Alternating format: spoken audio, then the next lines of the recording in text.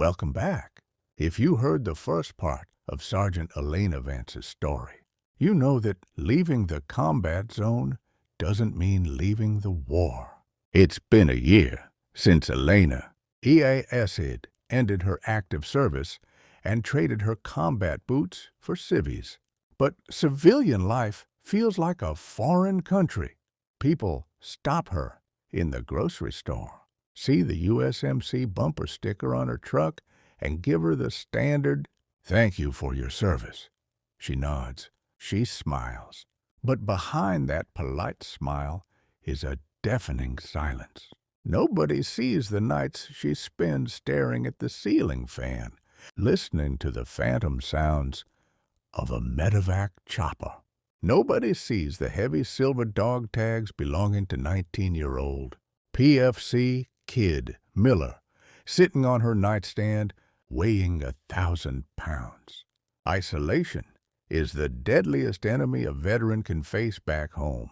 Elena started pulling away. She stopped returning calls from her old squad mates.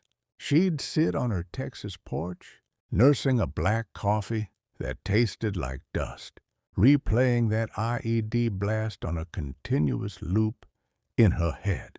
What if I had put him in the lead vehicle? What if we had taken the alternate route? The what-ifs are a sniper in the mind, picking off your piece by piece. She was surviving the silence, but she wasn't living. She was punishing herself because Kid Miller didn't get the chance to grow old, to drive that beat-up Chevy truck or eat his mom's cherry pie. But the United States Marine Corps has a funny way of never letting you fight alone, even when you try to. One rainy Tuesday evening, her phone buzzed. It was a number she hadn't seen in 2 years. She picked it up.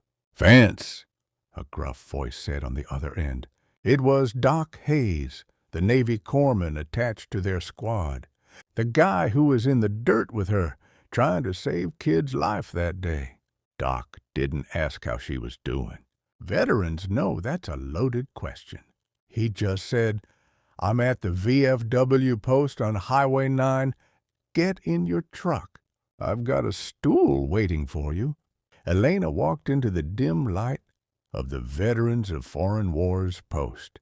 The smell of stale beer and old wood hit her. Doc was sitting in the back booth. There were 3 glasses on the table, one for Doc, one for Elena, and a shot of whiskey sitting completely untouched in the middle for Kid. Elena slid into the booth, and for the first time in 2 years, the tough Marine exterior cracked completely. Doc looked her dead in the eyes and said the words she desperately needed to hear. "Elena, it wasn't your fault. You brought him home. But right now, you're letting that blast kill 2 Marines instead of 1. Kid didn't lay down his life so you could stop living yours." Que Totlas.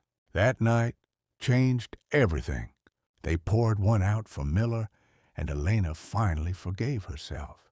The next morning, she took Kid's dog tags, placed them beautifully inside a wooden shadow box with the eagle, globe, and anchor, and hung it on her wall.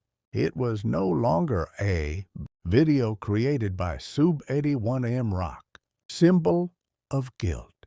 It was a reminder to live fully.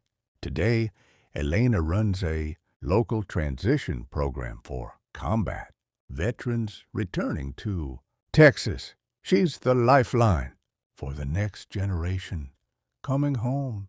She found a new mission, because that's what heroes do. They take their deepest wounds and turn them into armor for someone else.